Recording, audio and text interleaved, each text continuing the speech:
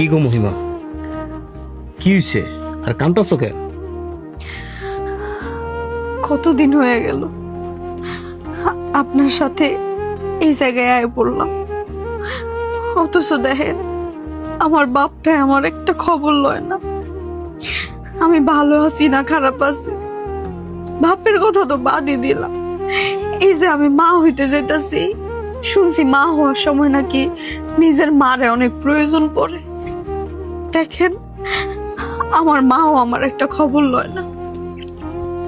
আসলে প্রত্যেকটা বাবা মা চায় কি জানো, তার মেয়েরে ভালো একটা জায়গায় বিয়া দিব, বড় লোক জায়গায় বিয়া দিব। এই যে দেখো তোমারে আমি নিয়ে বসছি, তুমি আমারে ভালোবাসা আমার সাথে চলে আইছো, একটা ভাঙা ঘরে থাকতেছো।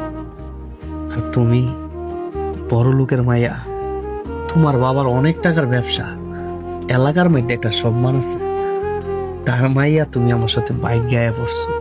তোমার বিয়া ঠিক হয়েছে সেই জন্য আয়া পড়ছো, এই জন্য তারা মাইনা নেয় না। একদিন মাইনা নিব দেখো।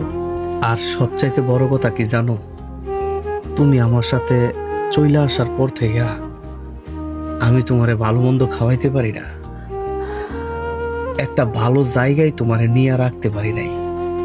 একটা ভাঙা ঘর বাসা ভাড়া নিছি, এখন ঠিক মতো আমি চালাইতে পারি না। পড়ালেখা করছি, তারপর অটো চালাইতে হইতেছে। সেই জায়গায় তুমি একটা অটোওয়ালার বউ, তোমার বাপ মাই তো তোমার ভালো জায়গায় বিয়া দিতে পারতো। আমার মনে হইতাছে এখন আমি হাতে ধইরা তোমারে পাওয়ার স্বার্থের জন্য তোমার জীবনটারে ধ্বংস করে ফেলাইছি। আপনি এগুলো কি কইতাছেন?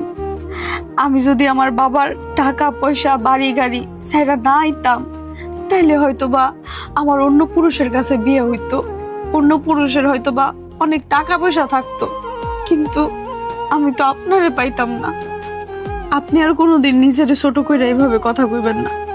আপনার এই ভাঙা ঘরে যদি আমি না আইতাম, তাহলে কি আর আপনারে পাইতাম? আমার সোনা জাদু ময়না পাখি, আমার মায়ারি টান ময়না পাখি।